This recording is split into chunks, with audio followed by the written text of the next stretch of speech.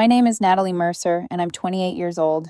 And this is the story of how my parents sued me after I refused to let my older brother move into my house after his fourth eviction. They stood in court and acted like I had abandoned family. That performance lasted right up until my brother opened his mouth and accidentally told the judge the truth. If you've never grown up in a family where favoritism is so obvious it feels almost theatrical, let me explain what that does to a person. It doesn't just hurt your feelings, it rearranges your instincts. It teaches you, slowly and thoroughly, that love inside your own house comes with tears, and you are not standing on the top one. I grew up in suburban Ohio with my parents and my older brother Kevin, who is 3 years older than me and has spent most of his life being treated like a misunderstood prince in a world too cruel to appreciate him properly. Kevin could have set the kitchen on fire and my parents would have found a way to blame the stove. I'm not exaggerating. Actually, if anything, that might be the gentlest version of it. In our house, there were always two sets of rules. Kevin's rules, and everybody else's. When he stayed out late in high school, my parents said he was socializing, building confidence, learning how the world worked. When I asked to stay out past 8, I was told I needed structure. Kevin quit every activity he got bored with because he was finding himself. I had to stick with things I hated because commitment builds character. Apparently, character was something I needed built from scratch. Kevin, meanwhile, had already been declared complete at birth. I still remember the car accident when he was 17. He was texting while driving my dad's car and put it straight into a mailbox. A real one. Bent metal, splintered post, front bumper wrecked. My mother cried like he'd narrowly survived a war zone. My father spent 2 weeks complaining about insurance. And then, because Kevin had been through enough, they bought him a used Honda so he could, and I quote, learn from this in a safer vehicle. A month later, I got a B+ on a chemistry test. Not a D. Not a failed class. A B+. My mom sat me down for almost 2 hours at the kitchen table and gave me a lecture about wasted potential, discipline, and how disappointing it was to see me get careless. I remember staring at the wood grain under my hands and thinking very clearly, if Kevin had brought home that grade, they would have ordered takeout to celebrate the improvement. School made the difference even uglier. Kevin was an average student on a good day. If he dragged home a report card full of mostly C's and one heroic B-, my parents acted like he'd climbed Everest in flip-flops. They took him out to dinner, bought him things, praised his effort, praised his perseverance, praised his growth. Meanwhile, I made honor roll again and again, and my rewards were so small they almost felt imaginary. A nod, a distracted smile, well, you're supposed to do well. I can still hear my mother saying that, not even cruelly. That was the worst part. She said it like it was obvious, like achievement was just my assigned chore. Like excellence from me was expected, but mediocrity from Kevin was miraculous. Holidays were worse because they made everything visible. You can hide favoritism in rules. You can disguise it in tone. But Christmas morning piles don't lie. Kevin's gifts spread so far they blocked half the living room. Game systems, new phones, expensive sneakers. Once, somehow, a dirt bike. I'd sit there in flannel pajamas holding socks, a calculator for school, maybe a practical jacket, maybe a gift card to somewhere I never shopped. One year they gave me a toolkit, a literal toolkit. Kevin got a gaming console that same year, plus headphones and cash and a card from my dad. When I looked confused, my mother said Kevin needed more because he appreciated things differently. I was 12, and even then I knew that sentence meant absolutely nothing. Birthdays followed the same script. Kevin had events, venues, pizza for 20 people, decorations, noise, attention. My birthdays were framed like obligations everyone hoped to avoid. Do you even want a party this year? My mom would ask, already sounding relieved at the idea that I might say no. By 14, I did say no. Not because I didn't want one, because wanting one was humiliating. My father was Kevin's loudest supporter. Every ordinary thing Kevin did got narrated like legend. Kevin made JV soccer as a sophomore, and my dad acted like scouts from Europe would be calling by spring. Kevin graduated high school with a GPA so low it practically limped across the stage, and my dad cried. Actual tears. Pride rolling down his face like history had just been made. When I graduated salutatorian and got a full academic scholarship to Ohio State, my father patted me once on the shoulder and said, "Good job." Then, before I could even answer, he asked if I'd seen Kevin's new sneakers. I stood there holding the paper that changed my future while my father talked about shoes. That was one of those moments that leaves a mark because it is so small and so clear. No screaming. No dramatic betrayal. Just a sharp, quiet understanding. This is who they are. This is who you are to them. The truth about being the less loved child is that eventually you stop reaching. You stop hoping they'll show up differently next time. You stop bringing home achievements like offerings. You stop mistaking endurance for connection. You adapt. That's what I did. I got a part-time job young, bagging groceries at first, then stocking shelves, then working weekends at a local hardware store where a bunch of older men taught me how to fix things with my hands. Plumbing basics, wiring, patching drywall, simple repairs, practical things, useful things, real things. One of the retired guys there, Carl, watched me replace a busted faucet cartridge one afternoon and said, "You've got a good head on your shoulders, kid, and steady hands. That'll take you further than charm ever will." I smiled, but later I sat in my car and cried. Not because it was sad, because it was the first uncomplicated praise I could remember from an adult who wasn't obligated to say anything kind to me at all. That's the sort of thing people don't understand. When you've gone a long time without being seen, even one honest sentence can feel enormous. By high school, I had already started counting the months until I could leave. Every shift I worked, every dollar I saved, every application I filled out. It all felt like I was quietly building a door no one else could close. Home wasn't violent. It wasn't chaotic in the way people imagine bad families. It was something harder to explain. It was a place where I was useful, responsible, and fundamentally uncelebrated. A place where love was measured in excuses made for Kevin. A place where I learned that being the easy child often just means no one checks whether you're carrying too much. By the time I left for college, I was already gone in every way that mattered. And Kevin stayed exactly who they raised him to be. Protected, praised, excused. A man drifting toward adulthood with the confidence of someone who had never once been forced to collide with consequence. At the time, I told myself that no longer mattered. I was wrong. Because the thing about families like mine is that they do not let your competence belong to you for long. Eventually, they start looking at everything you built and asking what it can do for the person they never taught to stand on his own. And when that day came for me, it didn't begin with shouting. It began, like most disasters in my family, with a calm voice at dinner, acting like something outrageous was the most natural thing in the world. By the time I got to Ohio State, I had already learned one of the most useful lessons of my life. Distance is not the same thing as healing. Leaving helped. It absolutely helped. But getting out of that house didn't magically turn me into someone who felt secure, or cherished, or even particularly young. I arrived on campus with a full academic scholarship, 2 duffel bags, a used laptop, and the kind of quiet, hyper-independence people like to compliment because they don't understand where it comes from. I looked capable. What I actually was trained. Trained not to ask for help. Trained not to expect comfort. Trained to solve my own problems before anyone else could decide they were too inconvenient to matter. Still, college was the first place in my life that felt even remotely mine. For the first time, I was surrounded by people who didn't already have a role assigned to me. I wasn't Kevin's sister. I wasn't the reliable daughter who could be counted on to behave while all the drama orbited someone else. I was just Natalie, engineering major, a little serious, a little guarded, good grades, strong work ethic, a woman who always looked like she had somewhere to be. And I did. I was building a life. 4 years of engineering nearly flattened me, but in a way I respected.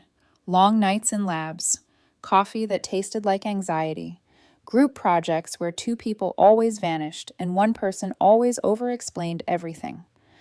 I worked part-time when I could, took summer internships, saved money obsessively, and kept moving forward with the kind of focus people call admirable when they don't realize it is half survival instinct. My parents barely noticed. They liked telling other people I was doing well. It made them sound like supportive parents.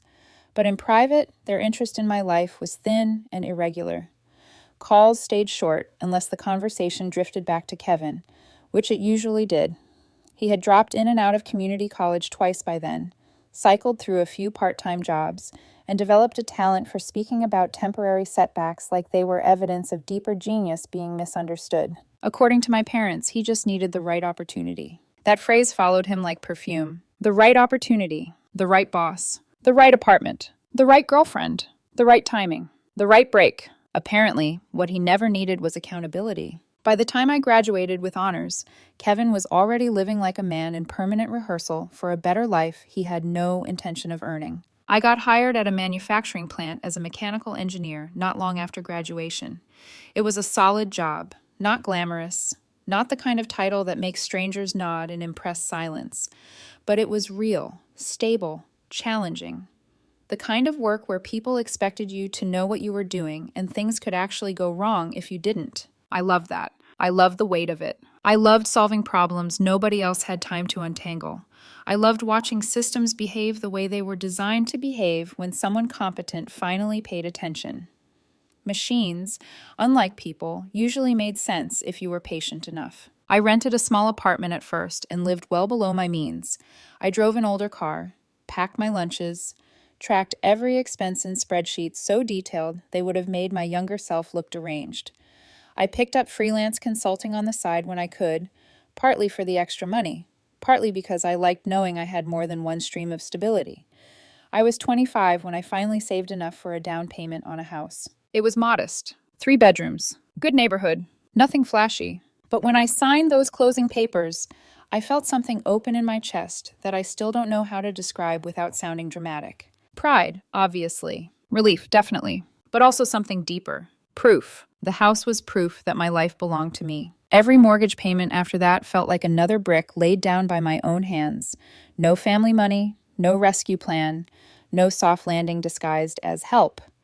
Just years of discipline and careful choices. My parents came to see the house once. My mother walked through it with the distracted expression of someone touring a vacation rental she wouldn't personally choose. My father nodded at the backyard and asked about property taxes.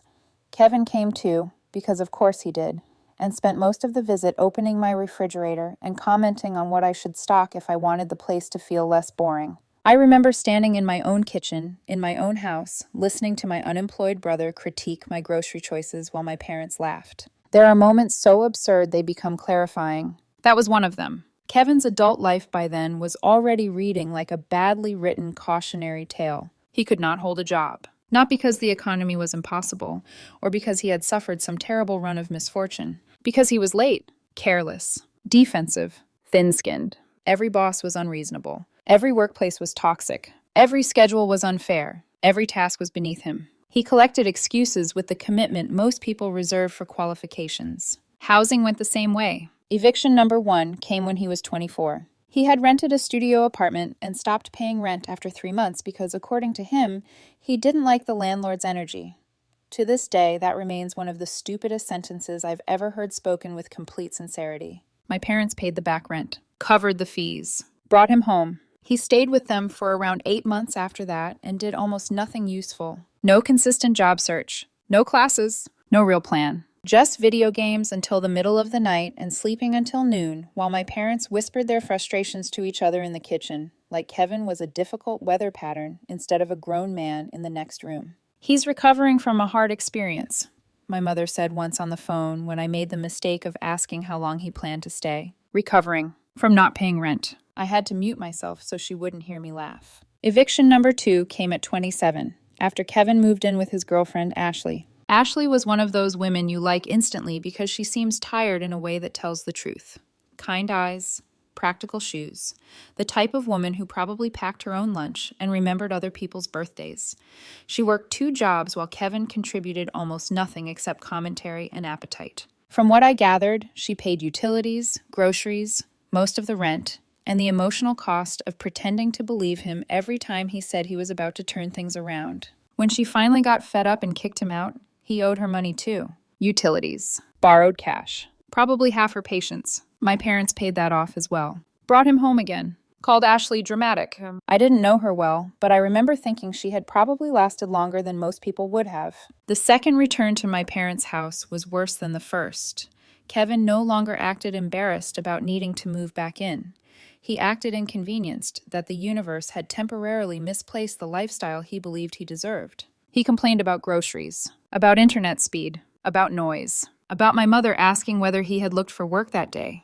"These aren't even the good chips," he said once while eating food he had not paid for, in a house he did not contribute to, wearing a t-shirt I was fairly sure had once belonged to my father. That was Kevin in one sentence. Entitlement without irony. Eviction number 3 happened when he was 30. A friend named Trevor let him stay rent-free in exchange for some basic chores and not behaving like a feral raccoon. Kevin astonishingly failed at that too. He ate Trevor's food, left messes in the common areas, ignored the trash, and dragged the arrangement out long past welcome.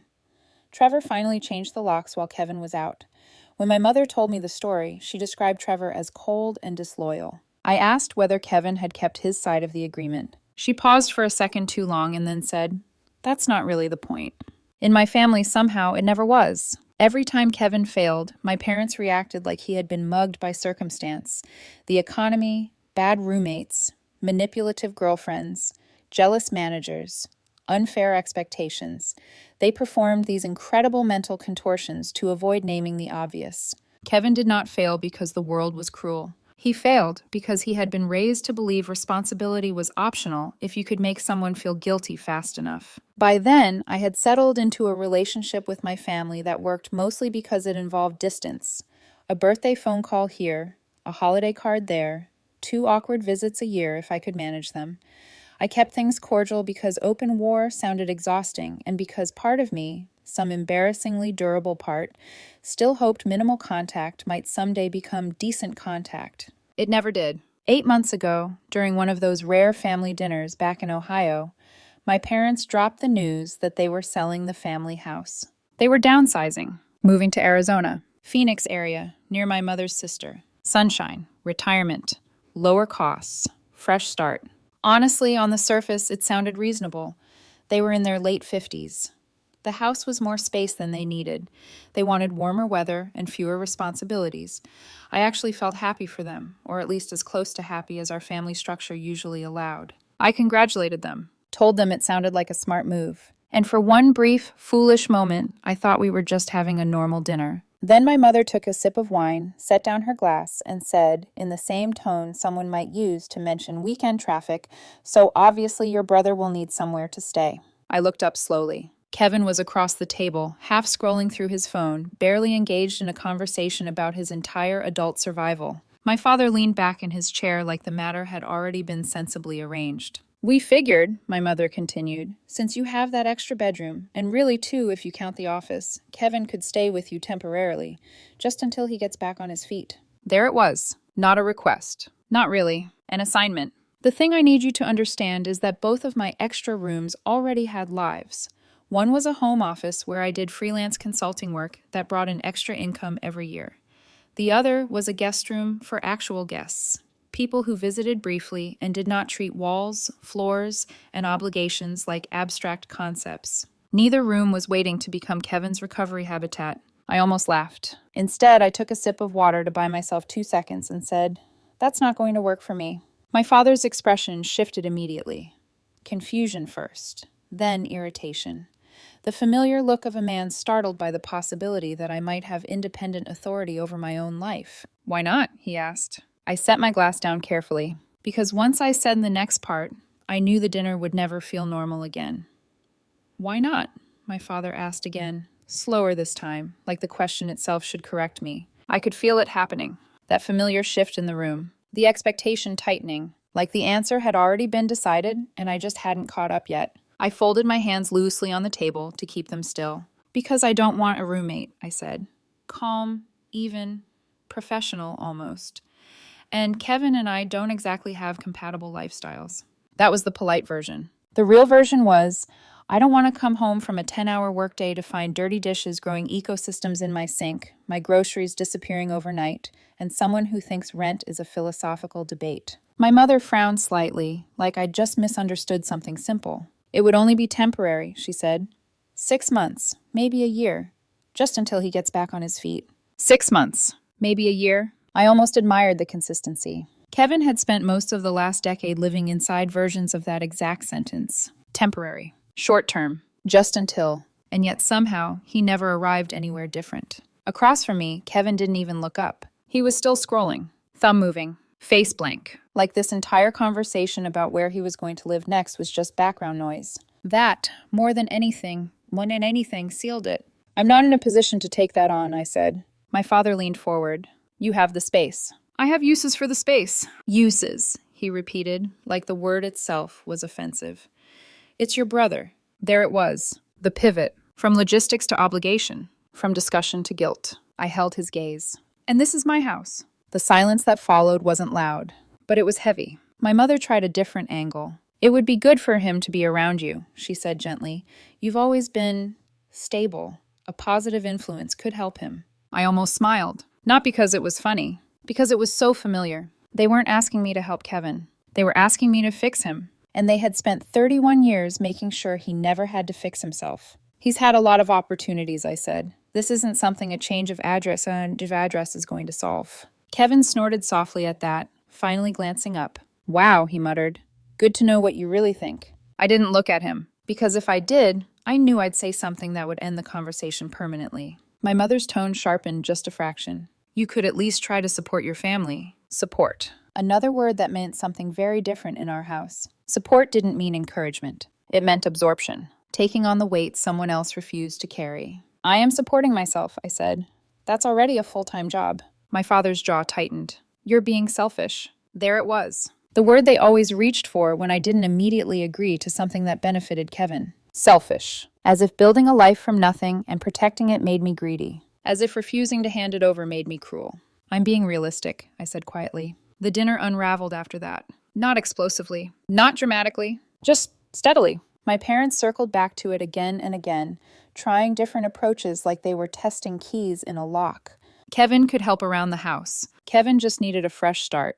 Kevin had learned from his mistakes. Kevin wouldn't be a burden. Each statement more disconnected from reality than the last. I said no every time. Not louder, not angrier, just firmer. And with every refusal, something in their expressions shifted further away from disappointment and closer to something sharper. By the time I left that night, my mother barely hugged me. My father didn't at all. Kevin had already gone back to his phone. In the driveway, as I got into my car, I sat there for a few seconds longer than necessary. Hands on the steering wheel. Breathing. Not because I was unsure, but because I knew, with a clarity that felt almost physical, that something had just changed. Not in them. In me. 4 months later, they moved to Arizona. They followed through on everything they'd said, sold the house, packed their lives into something smaller, warmer, simpler. Before they left, they arranged one last safety net for Kevin. A small apartment near their old neighborhood. First 3 months of rent paid. Security deposit covered. A fresh start. I remember when my mother told me over the phone,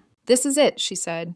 "We're giving him the chance he needs." I stood in my kitchen, looking at the same counters I'd installed myself, and said nothing for a moment. Because I had heard that sentence before. More than once. "Okay," I said finally. Not agreement. Not encouragement. Just acknowledgement. You can probably guess how long it lasted. 2.5 months. That's how long Kevin made it this time. Noise complaints. Property damage. Missed rent as soon as the prepaid period ended. The landlord documented everything. Photos. Dates. Warnings. A hole punched into a bathroom wall that Kevin claimed had already been weak. The eviction notice came fast after that, and the phone call came faster. My mother was crying before I even said hello. "He has nowhere to go," she said, her voice shaking.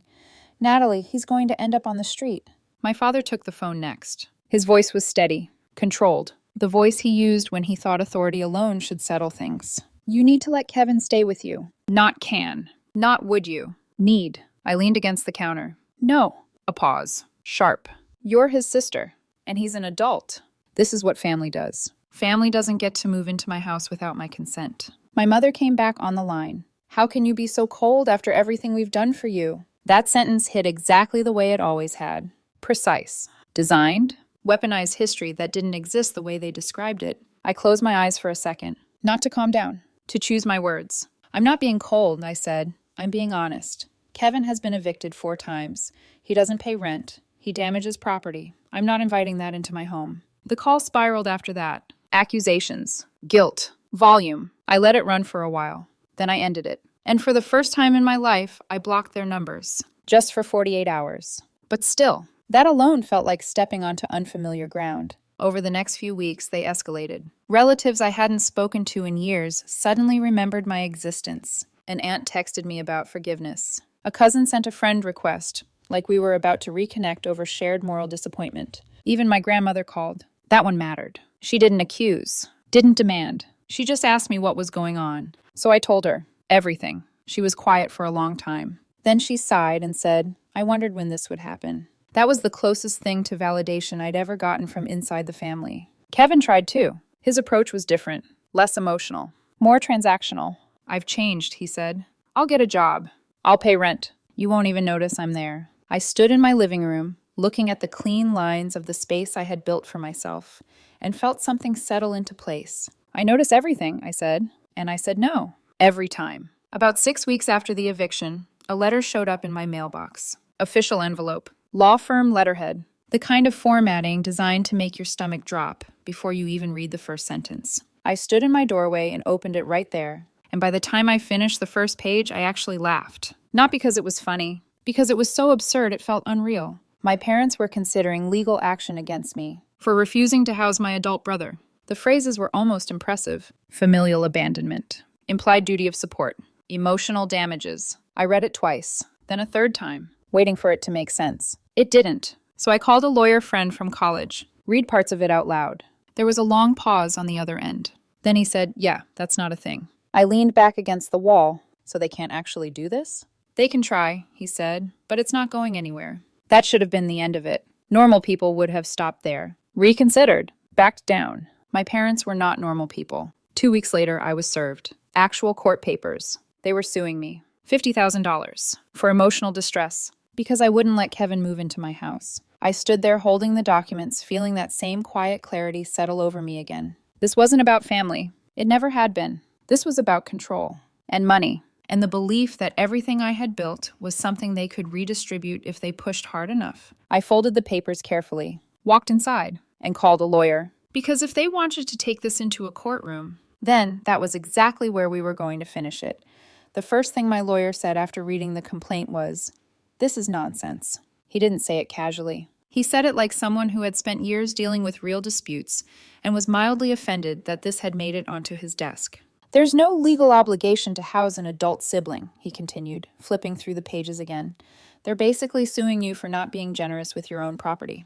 I sat across from him, hands folded in my lap, feeling strangely calm. Not because the situation wasn't serious, because for the first time, everything was out in the open. No more coded conversations. No more polite pressure. No more pretending this was about concern. They had put it in writing. They believed they were entitled to what I had, and now they were asking a court to enforce it. "Can they win?" I asked. He didn't hesitate. "No." A beat. "But we still have to go through the process." Of course we did. Reality, unlike Kevin, always followed through. We responded formally, filed the appropriate paperwork, denied every claim, and then came discovery. If court is where truth gets argued, discovery is where truth gets exposed. My lawyer requested financial records, communications, anything that supported their claim of emotional distress and financial hardship caused by my refusal. What we got back wasn't just helpful, it was devastating. The first thing we saw were the bank statements, 5 years worth, regular transfers to Kevin, monthly, consistent, $500, $800, sometimes over $1,000. Not emergency help, not occasional support. A system, a salary for doing nothing. I stared at the numbers longer than I meant to, not because I was shocked Kevin had been taking the money, because I realized how deliberate it had been. They hadn't been reacting to his failures. They had been maintaining them. Rough estimate, my lawyer said, tapping the page. $45,000. Probably more if we had older records. $45,000. Enough for a down payment. Enough for a degree. Enough to change a life. Instead, it had been poured into keeping Kevin exactly where he was. The second set of documents mattered even more. Emails between my parents. Casual. Unfiltered. Written in that comfortable tone people use when they assume no one else will ever read their thoughts. And that's where everything shifted. Once he's settled at her place, we can finally stop worrying about the monthly payments. I read that line twice. Then again. Her place. Not if. When. Not asking. Planning. Another email followed. She has the room and she's financially stable. It makes the most sense. Makes the most sense. I leaned back in my chair slowly, because suddenly everything snapped into focus. The dinner. The assumptions. The pressure. The escalation. This lawsuit wasn't emotional. It wasn't impulsive. It was a failed transfer. They had spent years funding Kevin, and when they decided to retire, they had simply reassigned the responsibility to me. And when I refused to accept it voluntarily, they tried to force it through court. I looked at my lawyer. They were never worried about him being homeless. He shook his head. "No," he said. "They were worried about paying for him." There it was. Clean, simple, ugly. We built our defense from there. Not complicated, just precise. Kevin's eviction history. Documented. 4 separate cases. Property damage. Unpaid rent. Statements from landlords. One even included photos. A bathroom wall with a fist-sized hole. A kitchen left in a state that required thousands in repairs. We gathered employment records, or what passed for them. Short stints. Gaps. terminations, patterns. Then we layered in the emails, the transfers, the plan. By the time we were done, the case didn't just lack legal merit. It had a motive, and it wasn't the one they claimed. The court date landed on a Tuesday morning. Early fall, cold enough for a jacket. I remember standing outside the courthouse for a second before going in. Just breathing. Not nervous. Not really. Just aware. Because no matter how absurd it was, this was still my family. Inside, they were already there. My mother, my father, Kevin, all sitting together, all on the opposite side. My mother didn't look at me. My father did. Long. Hard. Like eye contact itself was an accusation. Kevin? Kevin was on his phone. Of course he was. Their lawyer looked tired. Older. The kind of man who had probably taken this case because someone had to, not because he believed in it. My lawyer stood beside me, calm, organized, completely unbothered. The judge entered a few minutes later. Mid-50s. Sharp eyes. The kind of presence that suggested she had seen every version of family conflict and had very little patience left for performative nonsense. She reviewed the file briefly. One eyebrow lifted. Just slightly. It wasn't dramatic, but it was not encouraging. For them, their lawyer went first. He talked about family, about duty, about emotional harm, about how painful it was for parents to watch one child abandon another. It sounded practiced, but thin. There were no citations, no real legal framework, just language. Heavy, vague, unanchored. Then my lawyer stood, and everything shifted. He didn't raise his voice, didn't dramatize. He simply explained. There is no law requiring an adult to house another adult. There is no legal obligation to provide support in this context. And then he presented the evidence. Evictions, damage, patterns, emails, transfers, motives. Your Honor, he said, this is not a case of emotional distress. This is an attempt to use the court system to transfer financial responsibility from one party to another without legal basis. Silence. The judge leaned back slightly. Then she asked the question that mattered most. Can you cite any legal authority that obligates a person to provide housing to an adult sibling? Their lawyer hesitated, stumbled, said something about common expectations and family obligations. The judge didn't look impressed, not even a little. Then she did something none of us expected. She said she wanted to hear from Kevin. Kevin looked mildly annoyed as he stood, like this was interrupting something more important. He was sworn in, sat down. My parents watched him like he was about to save them. He wasn't. Their lawyer asked a few soft questions. How has this situation affected you? What are your plans? How has your sister's refusal impacted your life? Kevin answered in that vague, confident way he always did. I've been figuring things out. I'm between opportunities. It's just been hard not having support. Then my lawyer stepped forward, and the tone changed. He walked Kevin through the evictions, one by one. Dates, details, outcomes. Kevin tried to deflect, minimize, reframe, but the records didn't move. Then came the question. Simple, direct. Where are you currently living? Kevin shrugged. With my buddy Dave, just crashing on his couch until this gets sorted out. My lawyer nodded. So you're not homeless? No. You're not living on the street? Kevin frowned slightly. No. I've been at Dave's place for like 2 months. The judge's eyebrow lifted again, slightly higher this time. My lawyer continued. And what do you understand this lawsuit to be about? Kevin didn't hesitate, didn't look at my parents, didn't think. He just answered. I mean, it's pretty simple. My parents can't keep paying for my stuff now that they're retired, so they figured if the court makes my sister take me in, they don't have to spend like $1,000 a month anymore. Silence. Total. Complete. The kind of silence that doesn't feel empty. It feels full, heavy, final. I turned my head slowly. My mother looked like the floor had disappeared under her. My father had gone completely still. Their lawyer closed his eyes. Just for a second. The judge leaned forward slightly. Let me make sure I understand, she said. Her voice was calm, controlled, but there was something under it now, something sharp. You're saying your parents filed this lawsuit to reduce their own financial burden by having your sister assume responsibility for your living expenses? Kevin nodded. Yeah, pretty much. And just like that, everything collapsed. For a second, nobody moved. Not my parents. Not their lawyer. Not even Kevin. It was like the entire room had paused to register what had just happened. Because there are moments in life where things don't fall apart slowly. They snap. Clean. Irreversible. And that was one of them. The judge didn't raise her voice. She didn't need to. I've heard enough, she said. No hesitation. No theatrics. Just finality. She looked down briefly at the file, then back up at my parents. There is no legal basis for this claim, she continued.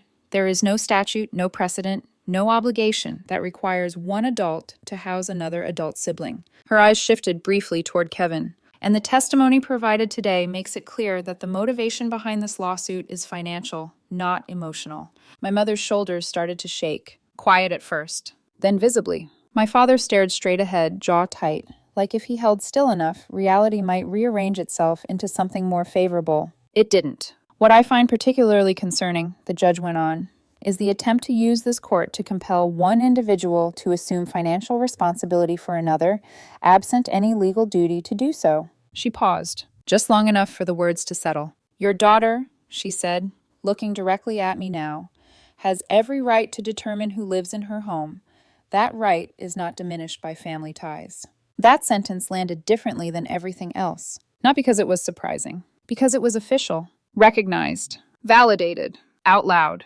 In light of that, she finished, this case is dismissed with prejudice, which meant they couldn't try again. Not in another court. Not under another angle. Done. But she wasn't finished. Additionally, she said, flipping a page, given the frivolous nature of this lawsuit, the plaintiffs are ordered to pay the defendant's legal fees. She named the amount, $8,000. Not life-ruining, but not insignificant, especially for people who had just argued they couldn't afford to support their son anymore. My mother started crying openly then. Not controlled, not quiet.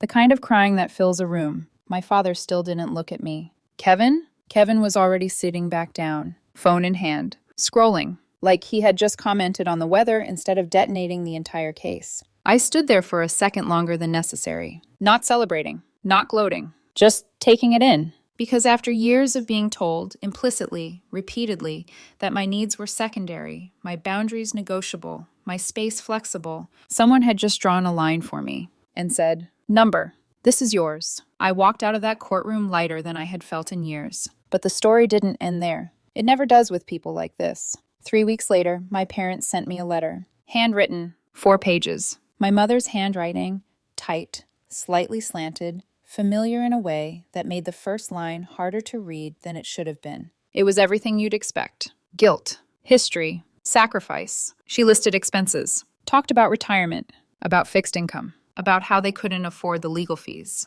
She even mentioned how much they had spent on Kevin over the years. Like that somehow translated into a debt I owed. The last line read, "We are still your parents and we deserve your respect." I stared at that sentence for a long time. Then I folded the letter and forwarded it to my lawyer. I didn't respond. He did, formally, briefly. The judgment stands. Payment expected within 30 days. They didn't pay, not a cent. So my lawyer filed to enforce. The court approved it. And just like that, my father's pension started getting garnished. About $450 a month. Automatically. No debate. No negotiation. My mother called me screaming. Actually screaming. Accusing me of stealing from them. Destroying their retirement. Ruining the family. I held the phone away from my ear until she ran out of breath. Then I said, "You could have avoided this by not suing me." She hung up. Kevin got kicked out of Dave's place not long after. 3 months. A personal record. Dave found out about the eviction history through someone connected to the courthouse. Gave Kevin a week. That was generous.